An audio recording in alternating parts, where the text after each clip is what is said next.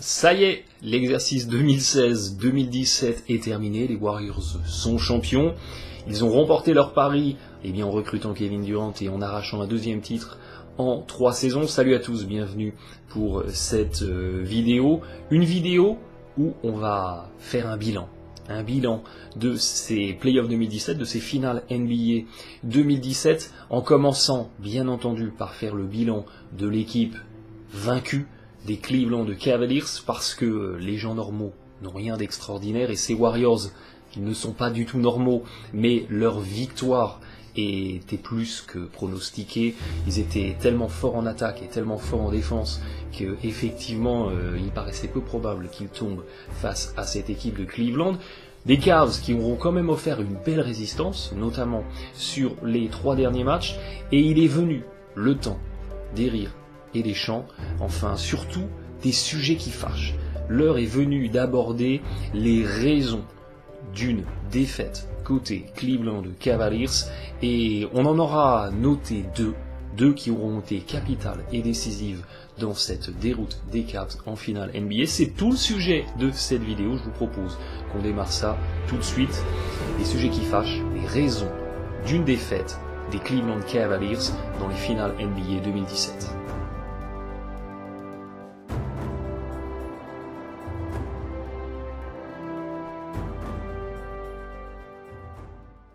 Et les 2 raisons de cette défaite, elles sont simples, elles tiennent en 2 mots, Kevin Durant.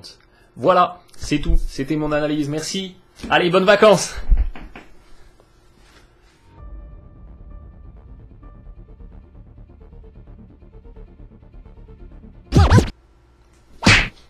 Wouh, qu'est-ce qu'on se marre! Après une défaite en finale NBA, impossible de ne pas aborder les sujets qui fâchent pour comprendre les raisons d'une défaite. Et c'est ce que je vous propose dans cette vidéo de débrief de la défaite des Cleveland Cavaliers. Alors bien entendu, la présence de Kevin Durant côté Warriors a été un énorme contributeur à cette défaite des Cleveland Cavaliers.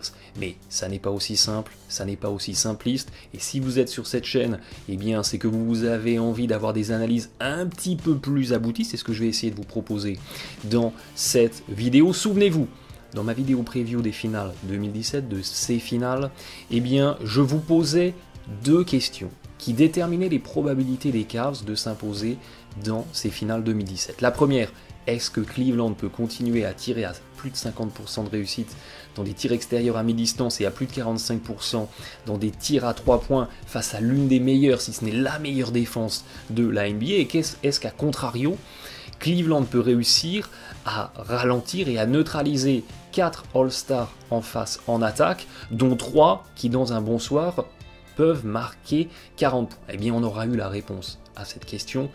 Cleveland a été relativement bien gêné par cette équipe des Warriors, n'a pas réussi à maintenir son rendement offensif dans ses tirs extérieurs, et c'est cette baisse de réussite dans les tirs extérieurs qui a fait plonger le rendement offensif de Cleveland. A contrario, les Cavs défensivement n'ont pas réussi à ralentir les Warriors. Les Warriors ont maintenu leur rendement offensif, Cleveland a vu son rendement offensif baisser, et c'est ce différentiel-là qui a créé la défaite des Cavaliers. Mais c'est quand même intéressant. C'est quand même intéressant parce que regardez, si vous faites abstraction du match 1, donc du premier match où Cleveland est passé complètement à côté, notamment en attaque, vous avez une équipe des Cavs qui arrive quand même à tourner à 1,17 points par possession sur les 4 derniers matchs des finales et en moyenne pratiquement 60% de réussite au tir réel. Donc c'est absolument énormissime. Et comment, avec une attaque aussi prolifique, avec des joueurs majeurs côté Cavaliers, LeBron James, Irving, Love, J.R. Smith, tous ont des stats de mutants, des pourcentages de réussite, notamment à 3 points, vraiment très très élevés, même si sur les tirs à 2 points, Love est un petit peu en deçà, il est pratiquement à 40% de réussite à 3 points, pratiquement tout le 5 majeur, mis à part Tristan Thompson qui ne tire pas, mais à plus de 38%, 39% à 3 points, c'est absolument colossal. Comment finalement, avec cette avalanche d'attaques, ce rendement offensif très très élevé, l'équipe des Cavs n'a pas réussi à faire la différence et à remporter ces finales NBA. D'autant qu'ils arrivent quand même à décrocher un rendement offensif particulièrement élevé, comme je le disais, mis à part le match 1. Donc personne quasiment dans l'histoire de la NBA n'avait réussi avec un tel rendement offensif à repartir bredouille d'une finale. Et puis ce qui était vraiment impressionnant, c'est que Love, Irving, J.R. Smith, LeBron James bien entendu, avaient tous fait sur le plan individuel dans ces finales 2017 une meilleure performance d'attaque que dans les finales 2016. Donc on avait fait mieux qu'en 2016, mais le résultat était différent. La première explication, on en avait parlé dans la vidéo débrief du match 5, donc je ne vais pas trop m'étendre dessus, c'est la faillite totale du banc des Cavs. Regardez sur ces finales 2017, alors que les 5 majeurs font pratiquement jeu égal. Et j'ai même envie de dire, le 5 majeur de Cleveland fait peut-être même un petit peu mieux que le 5 majeur des Warriors, en tout cas pour ce qui est du rendement offensif, parce que pour un temps de jeu quasiment identique, eh bien on va mettre un petit peu plus de points côté Cavs, on va être un petit peu plus en adresse, notamment à 3 points, on abandonne par contre un petit peu de points sur la ligne des lancers, on est moins en réussite, mais après globalement on a 2-5 majeurs qui se matchent vraiment très très bien et qui en termes de qualité d'attaque produisent un jeu quasi identique. Là où il y a une vraie faille, c'est dans la comparaison des performances des joueurs du banc, où vous avez un banc des Warriors qui va pratiquement rapporter 2 fois plus de rendement offensif, 2 fois plus de points que le banc des Cavs, avec 51% de réussite.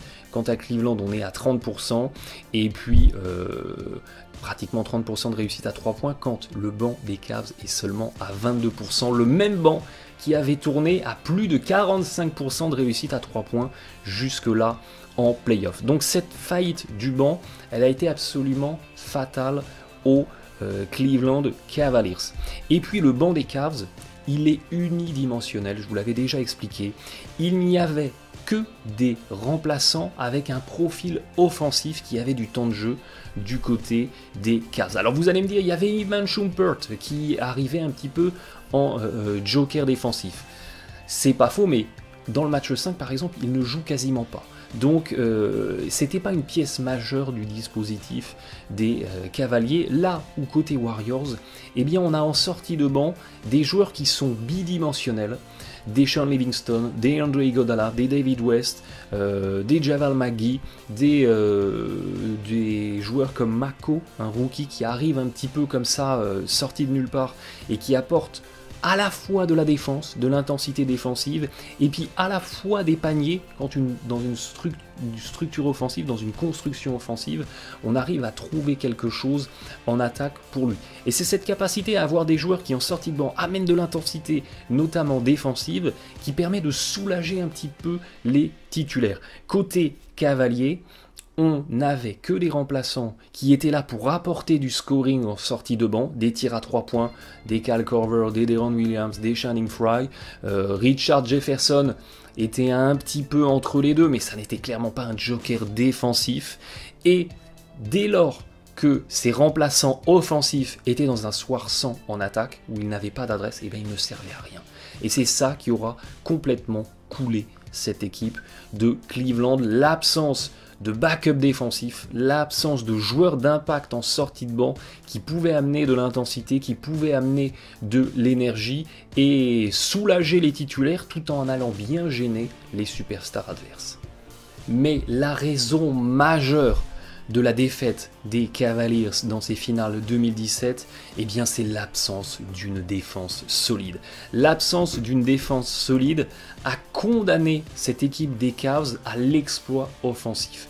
Et quand vous n'avez qu'une seule corde à votre arc, et les Cavs n'avaient qu'une seule corde à leur arc, c'était une corde d'attaque. Quand vous avez une seule corde à votre arc, eh bien vous ne pouvez vous imposer que d'une seule façon, et ça limite finalement vos chances. Dans le basket, comme dans la vie, comme partout, plus vous avez de cordes à votre arc, plus vous avez de chances de vous en tirer. Et les Cavs, en ne pouvant pas compter sur une défense solide, sur une défense en capacité d'arracher des stops, notamment dans les fins de match serrés, eh bien, ils ne pouvaient s'imposer que d'une seule façon, c'était dans la surefficacité offensive, et c'est ce qu'on a vu dans le match 4. Ils ont dû aller faire tomber des records NBA, être dans une forme d'adresse et de production offensive absolument insolente pour aller s'imposer. Et n'oubliez jamais qu'une bonne défense vous permettra toujours d'aller forcer des pertes de balles, d'aller récupérer des rebonds longs qui lanceront derrière des contre-attaques et qui vous permettra implicitement d'aller trouver des paniers faciles et donc de générer une bonne attaque. Les deux sont liés. Et en l'absence d'une bonne défense côté Cavs, eh bien, on a pris l'eau, on a pris plein de paniers et on s'est privé de capacité d'aller trouver des paniers faciles en contre-attaque. Et c'est vraiment cette défense extrêmement faillible, extrêmement faible, notamment sur le repli défensif, la défense de la transition de Cleveland est absolument atroce et pas de chance pour eux, ils tombaient face à une équipe de NBA, les Warriors, qui exploitent le plus le jeu rapide en contre-attaque, le jeu en transition, donc ils matchaient extrêmement mal. Je vous propose, à partir d'extraits tirés du match 5, de comprendre en images et de manière explicite vraiment à quel point cette défense des Cavs elle est faible. Durant toutes les finales, je n'ai cessé de vous dire que cette équipe de Cleveland n'avait qu'une seule sortie de crise possible, c'était l'orgie offensive, mais on en revient toujours à la même chose, avoir une seule corde à votre arc, et notamment une corde d'attaque, eh bien ça vous condamne à l'exploit, ça vous condamne à être complètement dépendant de votre adresse extérieure et comme vous le savez, il n'y a rien de plus aléatoire que l'adresse extérieure, notamment face à une très bonne défense des Warriors, mais place aux images, place aux actes pour que vous compreniez tout ça d'une manière très explicite. Isolation pour Kyrie Irving sur le côté gauche du terrain, tentative de drive, perte de balle avant la prise de tir et contre-attaque des Warriors. On est en 3 contre 3, personne n'arrête le ballon et dunk facile de Iguodala en contre-attaque. Voyez qu'ici, James ne vient pas se positionner entre la balle et le panier. C'est offrir une autoroute à Iguodala. James aurait dû se décaler. La priorité, arrêter le ballon. C'est là qu'est le danger. Tristan Thompson, derrière Iguodala, aurait pu éclater à la limite dans l'aile s'il y avait eu une passe. Ici, pas d'intervention de James qui regarde Iguodala dunker tranquillement en contre-attaque. On ne peut pas offrir des paniers aussi faciles dans un match à élimination en finale NBA. Montée de balle des Warriors et écran de Durant sur Stephen Curry. La consigne côté Cleveland, c'est d'aller trapper sur le porteur de balle, sur le pick and roll. Donc James devrait ici monter sur Curry et Schumpert contourne l'écran et on va aller trapper le meneur des Warriors. Mais voyez que LeBron James ne monte pas pour la trappe. Résultat, Curry est tout seul à 3 points, peut déclencher et sanctionner. Schumpert lève les bras, se tourne vers James, ne comprend pas et vous allez voir que ce geste va devenir un leitmotiv côté Cavs. Même séquence ici, cette fois-ci il y a la trappe, James vient bien monter sur Curry. L'inconvénient de faire trappe sur le porteur de balle, c'est que ça oblige un troisième homme à venir aider sur le poseur de l'écran qui se retrouve tout seul. C'est ce que fait ici Tristan Thompson. Et puis il y a un quatrième homme à l'opposé qui doit aller défensivement se positionner entre les deux autres attaquants laissé seul. C'est ce que fait ici J.R. Smith. Mais il est beaucoup trop haut. Il est beaucoup trop haut parce que ça ne sert à rien d'aller gêner un Iguodala qui est à 12 mètres du cercle. Il ne va pas déclencher à 12 mètres. Le danger, c'est plus Draymond Green dans le coin qui est laissé tout seul. Donc Smith aurait dû être beaucoup plus bas. Et puis si le ballon était revenu dans les mains d'Iguodala, eh bien il aurait eu le temps de se repositionner sur la ligne à 3 points. Le ballon tombe dans les mains de Green, il a 4 mètres d'avance sur les défenseurs, il peut sanctionner à 3 points. Tristan Thompson lève les bras au ciel.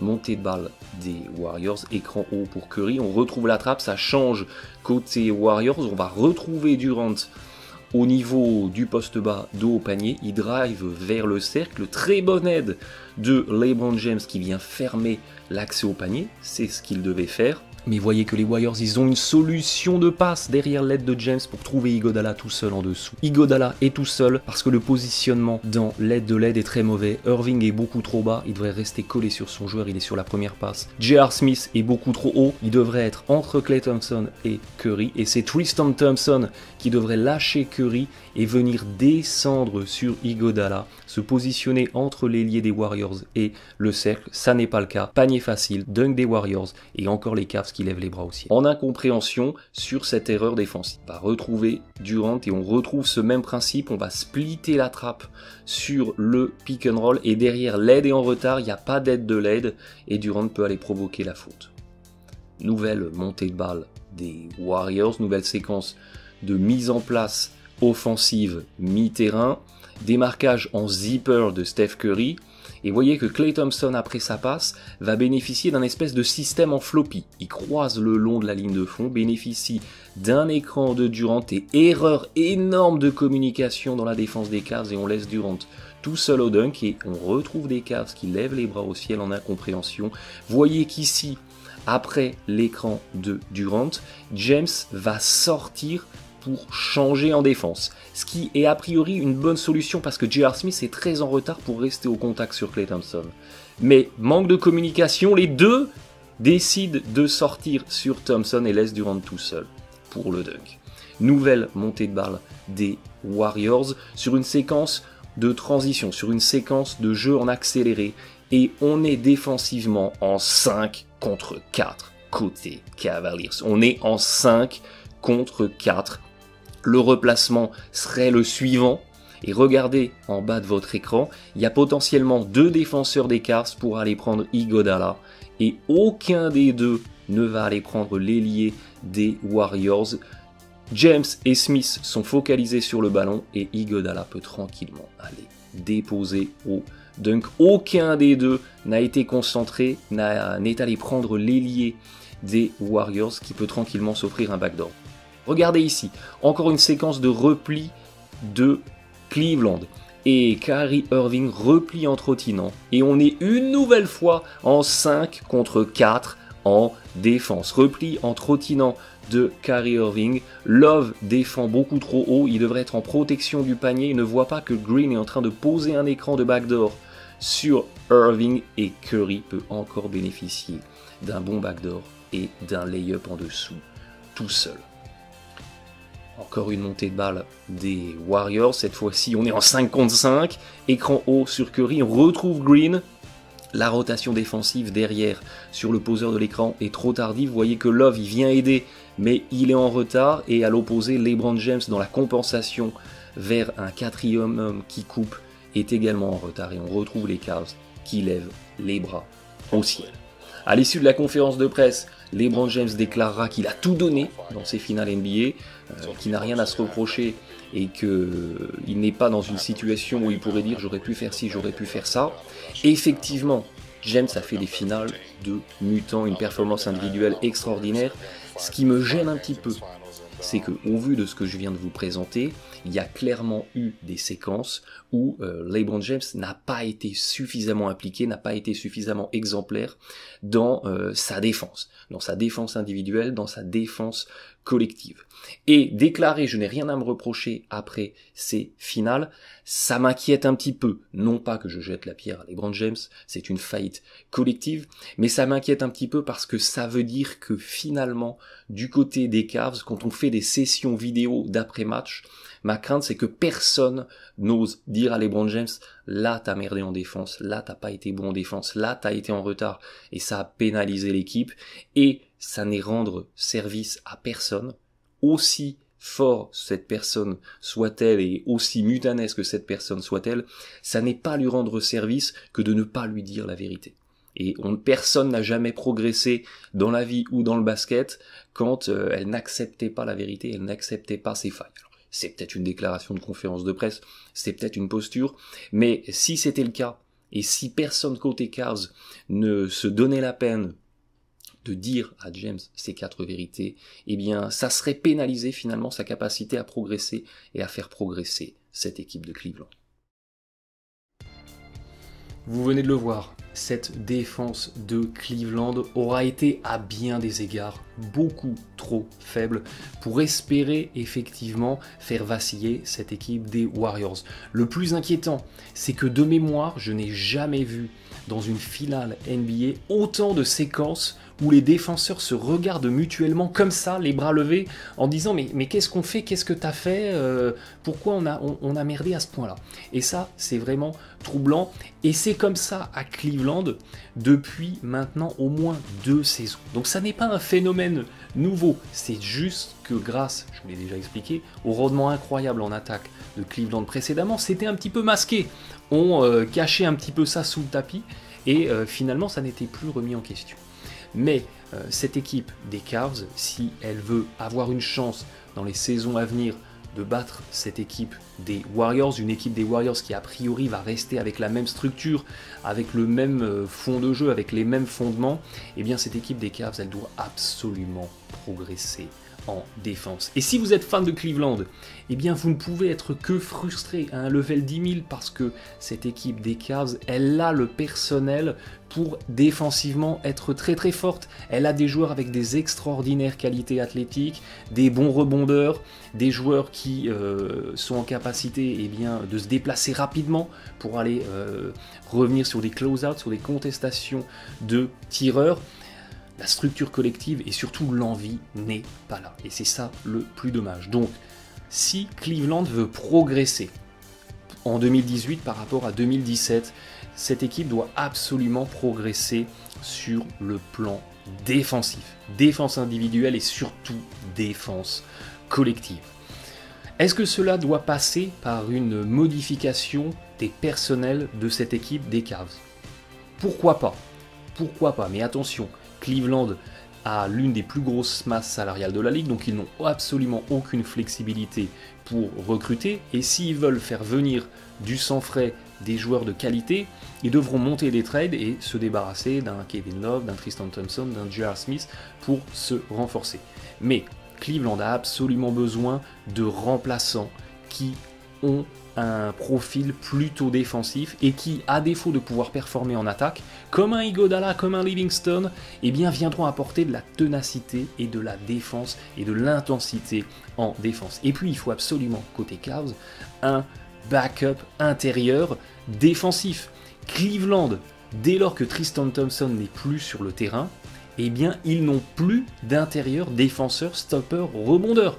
Channing Frye ne joue pas ou peu durant ces finales, et quand il joue en saison, il est clairement là pour faire du pick and fade et apporter du 3 points, mais cette absence d'un stopper défensif intérieur en sortie de banc, eh bien effectivement ça pose une problématique parce que ça oblige Cleveland, dès lors que Tristan Thompson est sur le banc, à jouer avec un Richard Jefferson, à jouer relativement petit, et dans une config small ball, on en revient toujours à la même chose, Cleveland n'a qu'une seule solution possible, c'est le tir à 3 points, c'est l'attaque du cercle, c'est les drives, bref, d'une manière générale, c'est l'exploit offensif. Et ça, c'est vraiment perfectible. Donc, des recrutements à faire, des remplaçants qui ont une double casquette, à la fois défenseur, mais à la fois aussi attaquant, et puis surtout, eh bien, dans la rotation, un intérieur défenseur stopper qui pourra aller protéger le cercle, qui pourra aller protéger la raquette. Regardez les pourcentages de réussite des Warriors dans la raquette et dans la proximité toute proche du cercle. Et bien ces pourcentages de réussite sont absolument insolents et vous ne pouvez pas espérer vous imposer dans une finale NBA sans avoir à un moment des capacités de défense suffisantes qui vous permettront dans les fins de match serrés d'arracher des stops défensifs et de contraindre l'adversaire effectivement à repartir avec un certain nombre de possessions où ils n'auront pas marqué. Les Cavs n'auront pas réussi à le faire en 2017 et c'est la raison principale de leur défaite. Cette absence d'une défense solide aura été la principale raison de la débâcle, de l'élimination en 5 matchs. Les Warriors ont fait ce qu'ils avaient à faire, les Cavs ont été perfectibles, malheureusement on s'y attendait, mais la réalité a rattrapé les pronostics. Cleveland a néanmoins toute la latitude pour se renforcer durant l'intersaison et gommer sous réserve qu'ils acceptent la réalité et qu'ils acceptent, eh bien, de se réinventer entre guillemets et de corriger ses faiblesses. On suivra ça ensemble. D'ici là, bon été et bon match à tous.